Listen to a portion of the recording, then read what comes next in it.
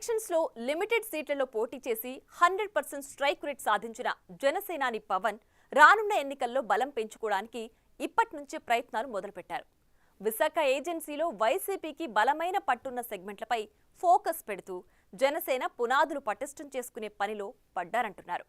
మన్యం ప్రజల అభివృద్ధి మంత్రం పట్టిస్తున్న డిప్యూటీ సీఎం రాష్ట్ర ప్రభుత్వం దగ్గర డబ్బులు లేకపోయినా, సొంత శాఖ నుంచి నిధులు ఇవ్వలేకపోయినా కేంద్ర ప్రభుత్వ నిధులను తెచ్చి గిరిపుత్రులకు రోడ్లు, తాగునీరు అందించడానికి ప్రయత్నం చేస్తుండడం అందులో భాగమే అంటున్నారు. రాష్ట్ర నలుమూలల్లో ఉన్న గిరిజన తండాల్లో నెలకొక్కసారైనా పర్యటించి గిరిజనుల అభివృద్ధికి నేనున్నానని హామీలిస్తుండడం వెనుక పార్టీ బలోపేతమే ఆయన వ్యూహంగా కనిపిస్తోంది. ఉప ముఖ్యమంత్రి పవన్ కళ్యాణ్ ఆంధ్రప్రదేశ్ పంచాయతీరాజ్, గ్రామీణాభివృద్ధి, గ్రామీణ నీటి సరఫరా, పర్యావరణం, అటవీ, సైన్స్ అండ్ టెక్నాలజీ వంటి కీలక శాఖల బాధ్యతలు నిర్వర్తిస్తున్నారు. రాజకీయ నాయకుడిగా, జనసేన పార్టీ అధ్యక్షుడిగా, మంత్రిగా, డిప్యూటీ సీఎంగా ఆ మెగా ఫ్యామిలీ హీరో ఎక్కడా మెహర్బానీ ప్రదర్శించడం లేదు. ఫోకస్ అంతా తన శాఖల పనితీరుపై పెడుతూనే అడవులు, కొండలు, గుట్టలు, గిరిజన తండాలపై ప్రత్యేక దృష్టి సారిస్తున్నారు. 2019 ఎన్నికలకు ముందు పవన్ కళ్యాణ్ టీడీపీతో విభేదించిన తరువాత ఆంధ్రప్రదేశ్లోని అన్ని జిల్లాల్లో సుడిగాలి పర్యటనలు చేశారు. ముఖ్యంగా మారుమూల ప్రాంతాల్లోకి వెళ్లి ప్రజల సమస్యలు అడిగి తెలుసుకున్నారు. జనసేన పార్టీ అధ్యక్షుడిగా తాము అధికారంలోకి వస్తే మీ కష్టాలను తీరుస్తామని హామీలు కూడా ఇచ్చారు. టీడీపీ, జనసేన 2019 ఎన్నికల్లో విడివిడిగా పోటీ చేయడం, జగన్ వేవ్ కలిసి రావడంతో జనసేన ఘోరంగా ఓడిపోయింది. 2 చోట్ల పోటీ చేసిన పవన్ కళ్యాణ్ ఓటమి పాలయ్యారు. దాంతో అంతా పవన్ కళ్యాణ్ పని అయిపోయింది అనుకున్నా ఎక్కడా తగ్గకుండా ఓడిపోయిన నెల రోజుల్లోనే మళ్లీ జనాల్లోకి వచ్చి జనసేన నాయకుల్లోనూ, కార్యకర్తల్లోనూ నమ్మకాన్ని క్రియేట్ చేయగలిగారు. 2024 ఎన్నికలకు ముందు టీడీపీతో పొత్తు పెట్టుకుని ఎన్నికల్లో గెలిచి డిప్యూటీ సీఎంతో పాటు అనేక శాఖలకు మంత్రిగా బాధ్యతలు నిర్వర్తిస్తున్నారు. ఇక్కడి వరకు అంతా బానే ఉన్నా ఇంకా ఎన్నికలకు దాదాపు 4 సంవత్సరాల కాలముండగానే పవన్ కళ్యాణ్ ఫోకస్ ఇప్పుడు మారుమూల ప్రాంతాలపై పడింది. ఎలాంటి అధికారం లేనప్పుడు పార్టీ అధ్యక్షుడిగా ఒక ప్లేస్కి వెళ్లాలి అంటే ఎన్నో వ్యయ ప్రయాసలతో కూడిన వ్యవహారం. కానీ ఇప్పుడు పవన్ కళ్యాణ్ డిప్యూటీ సీఎంతో పాటు అనేక శాఖలకు మంత్రిగా ఉన్న నేపథ్యంలో ఎక్కడికి వెళ్లినా అధికార యంత్రాంగం మొత్తం తోడుగా ఉండటంతో ఎవ్వరూ ఊహించని విధంగా ఆయన రిమోట్ ఏరియాలను సెలెక్ట్ చేసుకుని అధికార పర్యటనలు కొనసాగిస్తున్నారు. ముఖ్యంగా పవన్ కళ్యాణ్ ఫోకస్ అంతా గిరిజన గ్రామాలు, కొండలు, గుట్టల ఏరియాల్లో నివసిస్తున్న వారిపైనే ఎక్కువగా కనిపిస్తోంది. పవన్ కళ్యాణ్ డిప్యూటీ సీఎం అయ్యాక ఏజెన్సీ ప్రాంతాల్లో ఎక్కువగా పర్యటనలు చేస్తున్నారు. వర్షాలను సైతం లెక్క చేయకుండా పార్వతీపురం, మన్యం జిల్లా, అల్లూరి సీతారామరాజు జిల్లాలో పర్యటించిన పవన్ కళ్యాణ్ ప్రజల సమస్యలు అడిగి తెలుసుకోవడమే కాకుండా ఎన్నో ఏళ్లుగా వినిపిస్తోన్న డోలీ మూతలు లేకుండా చేశారు. సరైన రోడ్లు లేక ప్రజలు అష్టకష్టాలు పడుతోన్న ఏజెన్సీ ప్రాంతాల్లో చాలా రోడ్లకు మరమ్మతులు చేయించడంతో పాటు కొత్త రోడ్లు ఏర్పాటు చేయించి తండాల మధ్య కనెక్టివిటీ పెంచారు. తండాల్లో రోడ్లు నిర్మింపచేస్తానని జనసేన పార్టీ అధ్యక్షుడిగా ఆయన ఎన్నికల సమయంలో ఎక్కడా హామీ ఇవ్వలేదు. ముఖ్యంగా గిరిజన ప్రాంతాల్లోని ప్రజలకు అలాంటి వాగ్దానాలు చేయలేదు. అయితే డిప్యూటీ అటవీ శాఖ మంత్రిగా, పంచాయతీరాజ్ శాఖ మంత్రిగా ఉన్న పవన్ కళ్యాణ్ ఏజెన్సీ ప్రాంతాల్లో పర్యటించి రోడ్ల నిర్మాణాలు వేగంగా జరిగేలా చర్యలు చేపడుతున్నారు.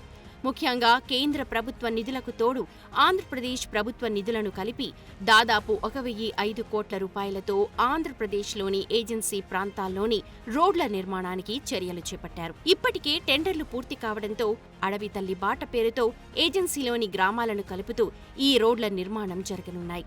కీలకమైన అటవీ శాఖ, పంచాయతీరాజ్ శాఖ రెండూ తన దగ్గరే ఉండడంతో రోడ్ల నిర్మాణానికి ఎలాంటి అవాంతరాలు లేకుండా చర్యలు చేపడుతున్నారు. పవన్ కళ్యాణ్ ఫోకస్ అంతా ఉత్తరాంధ్రతో పాటు ఆంధ్రప్రదేశ్లోని వివిధ ఏజెన్సీ ప్రాంతాలపై పెడుతుండడం చర్చనీయాంశంగా మారింది. ముఖ్యంగా ఉత్తరాంధ్ర ఏజెన్సీ ప్రాంతాల మీద పవన్ కళ్యాణ్ దృష్టి సారించడంతో 2029 ఎన్నికలకు ఇప్పటి నుండే కసరత్తు ప్రారంభించారన్న చర్చ జరుగుతోంది. 2019, 2024 ఎన్నికల్లో అల్లూరి జిల్లాలోని పాడేరు, అరకు అసెంబ్లీ నియోజకవర్గాలు, అరకు పార్లమెంట్ నియోజకవర్గాన్ని వైసీపీ కైవసం చేసుకుంది.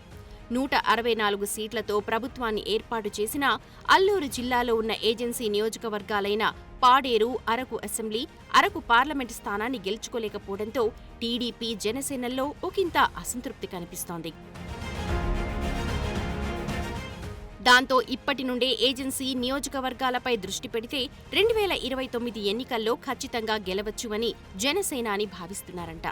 పవన్ కళ్యాణ్ సినీ గ్లామర్తో పాటు డిప్యూటీ సీఎంగా గిరిజన నియోజకవర్గాల్లో ఎక్కువగా పర్యటిస్తూ అభివృద్ధి కార్యక్రమాలు చేపడుతుండడం వెనుక రానున్న ఎన్నికల్లో వైసీపీని మట్టి కరిపించడమే వ్యూహంగా కనిపిస్తోంది.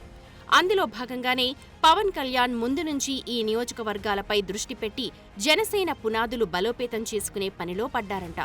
దీనికి తోడు ఇప్పటికే కేంద్ర ప్రభుత్వం అందించే ఎన్నో నిధులను ఏజెన్సీ ప్రాంతాలకు ఉపయోగిస్తూ ఇతర కార్యక్రమాలకు డైవర్ట్ కాకుండా చేయడంలో పవన్ కళ్యాణ్ ప్రధాన పాత్ర పోషిస్తున్నారు. 2024 ఎన్నికల్లో అరకు పార్లమెంటు స్థానం నుంచి పోటీ చేసిన బీజేపీ ఓటమి మూటగట్టుకుంది. 2029 ఎన్నికల్లో బీజేపీ అక్కడి నుంచి పోటీ చేసి గెలిచి తీరాలనే పట్టుదలతో ఉంది. ఏపీలో జనసేనతో పాటు బీజేపీ బలోపేతం బాధ్యతలు కూడా తన భుజాలపై మోస్తోన్న పవన్ కళ్యాణ్ జనసేన నుండి అరకు, పాడేరు ఎమ్మెల్యేలతో పాటు బీజేపీ అరకు ఎంపీ సీటు గెలిచేలా ఇప్పట్నుంచే ప్రణాళికలు రచిస్తున్నట్లు జోరుగా ప్రచారం సాగుతోంది. ప్రతి నెల పవన్ కళ్యాణ్ గిరిజన నియోజకవర్గాల్లో పర్యటిస్తారని ప్రకటించడం వెనుక ఉత్తరాంధ్రలో ఎక్కువ సీట్ల నుంచి పోటీ చేయడమే వ్యూహం అంటున్నారు. రాష్ట్రంలో 15 ఏళ్లు జనసేన, టీడీపీ కూటమి ప్రభుత్వం ఉంటుందని పవన్ కళ్యాణ్ పదే పదే ప్రకటిస్తున్నారు. ఆ క్రమంలో రానున్న ఎన్నికల్లో ఉత్తరాంధ్ర, ఉభయ గోదావరి జిల్లాలతో పాటు రాయలసీమలోని కొన్ని ప్రాంతాల్లో ఎక్కువ సీట్లు డిమాండ్ చేయడానికి ఆయన వ్యూహాత్మకంగా పావులు కదుపుతున్నారంట. పంచాయతీరాజ్, అటవీశాఖ, సైన్స్ అండ్ టెక్నాలజీ శాఖలతో కింది స్థాయి వర్గాలతో పాటు చదువుకున్న వర్గాలను తరచూ కలిసే అవకాశం ఉంటుంది. అదే జనసేన పార్టీ ఎదుగుదలకి ఉపయోగపడుతుందని భావిస్తోన్న పవన్ కళ్యాణ్ కొంచెం సమయం దొరికినా ఆలోచించకుండా ఏజెన్సీ ఏరియాలో వాలిపోతున్నారట. మరి పవన్ ఆలోచన విధానానికి ఏజెన్సీ నియోజకవర్గాల్లోని ప్రజలు ఎలా రెస్పాండ్ అవుతారో, కూటమిలో ఉన్న నాయకులు పవన్కు ఏ స్థాయిలో సహకరిస్తారో చూడాలి.